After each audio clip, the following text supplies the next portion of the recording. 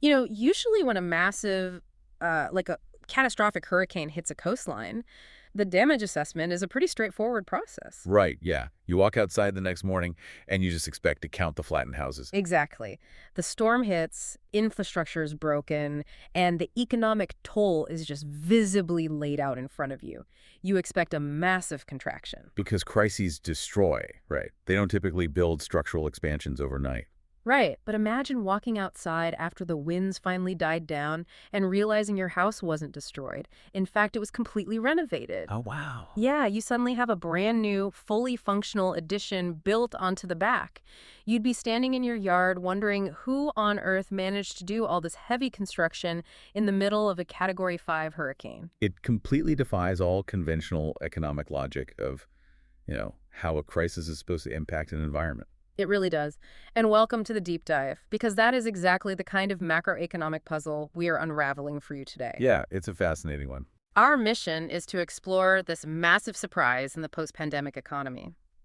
We're relying on this incredibly insightful research paper by Dr. Jonathan H. Westover, and it's titled The Frontier of Flexibility. It's a great paper. It is. We are looking at the massive clash between those early doom and gloom predictions, the idea that remote work would completely destroy productivity and permanently tank the labor market versus what the actual data is showing us now that the dust has finally settled. Because the current data paints a picture that, honestly, almost no one saw coming back in 2020. No, not at all. I mean, economists were bracing for this scarring effect, like a lost generation of workers who would just drop out of the labor force entirely because that physical tie to the office was severed. Well, I'm going to give you the punchline right out of the gate here. As of April 2026, the prime age labor force participation rate, so we are talking about folks aged 25 to 54, it didn't just recover from the pandemic. Right. It literally broke pre-pandemic levels. It hit 83.8%. The labor market actually got bigger. Which is wild. Yeah. And to really understand why that happened, we have to kind of strip away the initial panic and that compound shock of 2020. Yeah, because that was just chaos. Total chaos. Yeah. The emergency lockdowns contracted the labor supply out of pure fear and, immediate caregiving crises, while demand just collapsed in the service sectors. Right. But that emergency phase tells us absolutely nothing about how thoughtfully implemented flexible work performs under normal, stable economic conditions. Which is such a crucial distinction, I think. I mean, ask yourself, working from home because your kid's school is suddenly closed and you are in sheer survival mode, that is a completely different universe than working from home by design. Exactly. When you remove the crisis element, you are left with a new kind of infrastructure. Yeah. It fundamentally changes how, and I think more importantly, who can participate in the economy. Yeah. So the obvious question becomes, well, where did all these new workers come from to drive participation up to 83.8%? Right. Where did they come from? And the answer lies in this concept called the possibility frontier of employment. Okay, let's unpack this idea of a possibility frontier. Because it sounds a bit like a sci-fi concept, but how does it actually apply to everyday workers? So think of it as the boundary of what is feasible for a human being to achieve in a 24-hour day. Okay. Historically, that boundary was rigidly defined by geography and commute times. The research notes that the pre-pandemic average commute in the U.S. was 27 minutes each way. Wow. Yeah. That is over 4 hours a week, just sitting in a car or a train. Handing 4 hours a week back to someone is a massive behavioral shift. It really is. It creates what labor economists call the commute dividend. The commute dividend, I like that. Yeah, and what's wild is that those 4 hours didn't just go back to, watching Netflix. The data shows people immediately reinvested that time. Wait, really? Reinvested how? Well, some used it for vital recovery, like extra sleep or family time, but a huge portion of the workforce actually used it to take on more work or to enter the labor market in the first place. Oh, that makes sense. Because for some populations, eliminating the commute isn't just about saving time, it's literally the defining factor between working and not working. Right. Take the disability employment gap, for example. Historically, the participation rate for working-age adults with disabilities hovers around 35%. Okay. Compare that to 78% for those without disabilities. That is a staggering gap that we collectively accepted that as a permanent fixture of the economy for decades. Exactly. Until the possibility frontier expanded. Remote work inherently removes physical accessibility barriers. Yeah, of course. It dramatically reduces the physical fatigue of a daily commute. It allows people to manage complex medical needs in private throughout the day. And it probably limits exposure to office environments that might exacerbate chronic conditions, right? Spot on. It structurally reshaped their ability to participate. You know, that dynamic reminds me of the curb cut effect in urban planning. Oh, yeah. Where an accommodation designed for one specific group ends up. Yes. Like sloping a sidewalk for wheelchair users, it ends up making the infrastructure better for everyone. Exactly. You put in the curb cuts for wheelchairs, but suddenly travelers with heavy luggage or delivery workers with hand trucks and parents pushing strollers, they are all benefiting. Right. Remote work functioned as a massive digital curb cut. I mean, it was originally adopted as an emergency health accommodation, but it made the workplace structurally more viable for the entire workforce, particularly caregivers. Caregiving is a prime example. The responsibilities there still fall disproportionately on women. Yep. Now, remote work doesn't magically erase the need for childcare, obviously, No, definitely not. but the temporal flexibility, the ability to shift hours around a school drop-off or a sudden fever, it makes holding down a full-time job vastly more compatible with those unpredictable caregiving demands. I hear all of this and it sounds great, but I have to push back hard on this utopian vision. Okay, lay it on me. If we look closely at this expanding possibility frontier, isn't it incredibly unequal? I mean, it feels like we are just talking about folks with comfortable laptop jobs getting these life-changing benefits while the rest of the economy is completely left behind. That is totally fair, and that is the critical macroeconomic friction we are grappling with right now. Education and professional credentials are massive, undeniable predictors of remote work access. Right. The data reveals that workers with a bachelor's degree or higher are roughly 4 times more likely to work remotely than those with only a high school education. A 4 times multiplier. That creates an entirely bifurcated reality based purely on your diploma. We are essentially talking about two different versions of the American workday. We are. Because remote work is overwhelmingly concentrated in knowledge-intensive sectors. So tech, finance, professional services, consulting. Yeah. Conversely, industries like healthcare delivery, retail, food service, and manufacturing, they are inherently physical. You cannot stock a grocery shelf or draw blood or operate a factory stamping machine from your living room couch. No, you really can't. So the benefits of this flexibility, the commute dividend, the autonomy, they accrue disproportionately to already advantaged workers. Which legitimately risks widening the gap in job quality across the economy. We're left with a privileged class that gets to design their own work-life balance and a service class that is still rigidly tied to a clock and a physical location. Right. How is society handling that permanent divide? It's an ongoing tension, for sure, and it's putting immense pressure on physical industries to compensate in other ways, like offering higher base wages or 4-day work weeks just to compete for talent. Because they have to offer something. Exactly, because this shift in the knowledge sector is permanent. The 2024 data from the Survey of Working Arrangements and Attitudes, they call it the SWA, it shows that roughly 30% of all full-time workdays in the U.S. are now performed remotely. So it came down significantly from the 60% peak during the height of the pandemic. Yes, it did. But it settled vastly higher than the mere 5% baseline we had pre-pandemic. We jumped from 5% to 30% and just stayed there. And if we connect this to the broader macroeconomic picture, it explains why employers are keeping these policies despite some very loud, very public executive pushback in the media demanding a return to the office. Oh, yeah. We've all seen those headlines. Right. Well, the Swasways survey found that 44% of employers explicitly state remote work allows them to recruit talent they simply could not access otherwise. Wow. Almost half. Yeah.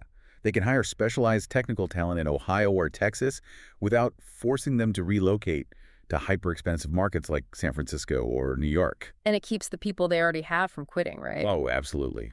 The research highlights that turnover is reduced by 20 to 35% when companies offer genuine remote flexibility. That represents a massive cost savings in recruiting, onboarding, and lost institutional knowledge. It's huge. But I want to ask you, the listener, what stands out to you in all this data? Because for me, it's one very specific, very human number. Workers value this flexibility at roughly 8% of their wages. Yeah, that blew my mind. It basically functions as a substantial invisible raise. Exactly. In a tight labor market, workers had the leverage to demand that flexibility as a core job attribute, and the market absorbed it as a permanent currency. If a recruiter offered a candidate an 8% pay cut to commute 5 days a week, The candidate would just end the interview. They'd walk right out. So the employees love it. It acts as economic currency, and the companies are saving a fortune on turnover costs. Yeah. But I want to pivot to the friction managers are facing. Because if I am an employee and I am not sitting at a cubicle from 9 to 5, my boss's absolute greatest fear is that I am at home playing video games or taking a nap. How are companies actually measuring if we are doing our jobs when the office is empty? What's fascinating here is that anxiety stems from something called proximity bias. Proximity bias. Yeah. For decades, managers in physical offices relied on observation of effort as a lazy proxy for actual output. Meaning, if I am furiously typing at my desk at 6:11 p.m., I must be a highly productive, dedicated employee. Exactly. Even if you are just aggressively typing an email to your landlord or shopping online. Remote work removes that visual crutch entirely. You can no longer measure butts in seats. So companies are forced to undergo a foundational shift in management mechanics. They actually have to define and measure output. Which sounds incredibly obvious, but how do you actually measure output for a role that isn't just producing widgets? I mean, if I'm a graphic designer or a strategic planner, how does a manager track my work without micromanaging my screen time? It requires implementing objective frameworks like OKR's objectives and key results. Okay. Instead of a manager saying, I need you at your desk for 8 hours, the OKR becomes produce 3 prototype variations of the new homepage by Thursday at noon. The deliverable becomes the sole metric of success. Oh, I see. If the designer creates brilliant prototypes in 2 hours, great. If it takes them 20 hours, well, that is their own time management to solve. It forces managers to do the incredibly hard work of defining what a successful outcome actually looks like, rather than just praising perfect attendance. And to make that work across different time zones, you need a massive shift toward asynchronous communication, don't you? You do. The research highlights GitLab, a company that has been fully remote since its founding. They have over 2,000 employees spread across 65 countries, and they operate on what they call a handbook-first model. Yeah, the GitLab handbook is literally legendary in organizational design. Is it? Oh, yeah. It is a public document over 2,000 pages long that details every single process, decision-making framework, and company value. If an employee needs an answer to a complex operational question, they do not schedule a synchronous Zoom meeting and wait for a manager to wake up in a different hemisphere. They just consult the handbook. Exactly. Here's where it gets really interesting to me. All right. I look at a 2,000-page document, and I immediately think of a massive lore wiki for a complex video game. That's a great way to put it. Right. When players want to know exactly how a specific mechanic works, they don't call the developers. They go to the community wiki because everything is rigorously documented. But how does a company keep a 2,000-page document from becoming a dusty, outdated mess? Well, they treat the company policy exactly like software code. They use version control. Oh, clever. If an employee finds an outdated process, they submit a merge request to update the handbook. The change is debated asynchronously in text, approved, and immediately becomes the new official policy. If a process isn't documented in the handbook, it effectively does not exist. And what that does culturally is completely eliminate the you had to be there exclusivity of traditional office politics. You no longer miss out on crucial context just because you weren't standing in the hallway when 2 executives made a casual decision near the elevator. It democratizes information. Automatic, the company behind WordPress, takes this philosophy even further. Oh, yeah. They manage 1,900 employees in 90 countries with 0 physical headquarters. Wait, 0? 0. They make almost all their decisions through internal blogs. Someone writes a detailed proposal, and colleagues critique and refine it in the comments over a few days. That's so efficient. And when they do need an all-hands meeting, they live stream it with text-based Q&A, ensuring that no matter what time zone you are in or whether you are an introvert or an extrovert, you can participate equally. You know, even companies that aren't fully remote are rethinking how they measure work. Salesforce implemented a success from anywhere model. Right. They stopped looking at corporate hierarchy and started categorizing roles based on the actual daily task. Are you flex, fully remote, or office space? It depends entirely on what you actually do all day. Which makes sense. And implementing that objective task-based flexibility actually helped them achieve gender parity in their U.S. workforce. Because it actively strips away the unwritten rules of office face time that historically disadvantage women and primary caregivers. When you evaluate purely on objective output, bias naturally shrinks. Okay, I am completely on board with the efficiency of output measurement. But I have to push back again. this time on the cold, robotic nature of it all. Fair enough. Sure, asynchronous text is highly efficient. A 2,000-page wiki is efficient. But human beings are not just input-output machines. What happens to human connection? Doesn't company culture just wither and die if we never actually look each other in the eye? It is a vital concern. The isolation is real, but the research shows that culture doesn't die in a distributed model. It simply changes its mechanism. How so? Well, in a physical office, culture happens by accident. It is osmosis. You overhear a fascinating conversation, you grab a spontaneous coffee, you build rapport. In a remote environment, you cannot rely on osmosis. Culture has to be meticulously and intentionally engineered. So what does this all mean? It sounds like hoping a physical office builds culture by default is like putting a houseplant near a sink and hoping it waters itself. That captures the dynamic perfectly. Just because the water is nearby doesn't mean the roots are absorbing it. An office provides proximity, not necessarily connection. You still actually have to water it. Exactly. Distributed companies realize they have to actively turn the faucet on. They have to adopt a distributed first mindset. What does a strict distributed first mindset look like in daily practice? It means that if even one person on a team is remote, the entire process must operate as if everyone is remote. Yeah. Imagine you have a meeting of 5 people. 3 of them happen to be physically in the same office building that day, and 2 are working from home. Oh, okay. A distributed first company will mandate that those 3 people go to their own separate desks and log into the video call individually. Wait, really? Even if they could just walk into a conference room together? Especially if they could. Because the moment those 3 sit together around a single conference table, they form an inner circle. Ah, I They see. make subtle eye contact, they read micro-expressions, they share side jokes.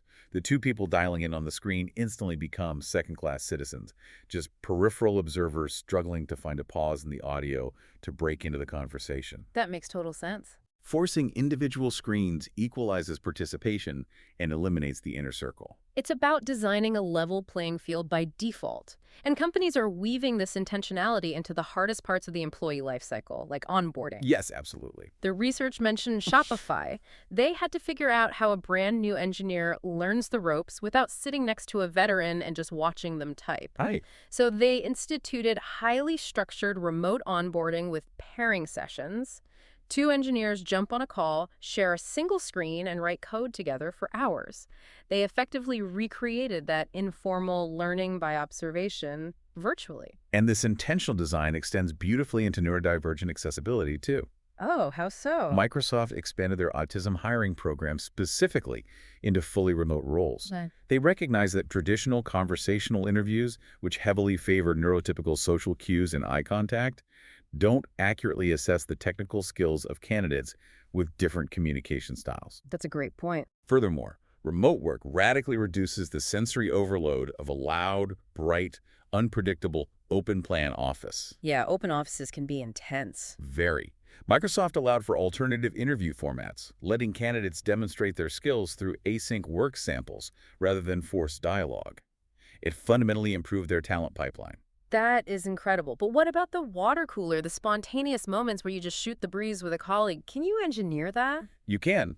Companies like Zapier engineer serendipity all the time. They have 500 remote employees, and they actively build deep culture by flying everyone out for biannual in-person retreats. Okay, so they still meet up. Yes, but crucially, those retreats are not for doing routine laptop work. They are specifically designed for a strategic alignment, shared meals, and relationship building. Got it. And in between those physical meetups, they use software to randomly pair colleagues for virtual coffee breaks.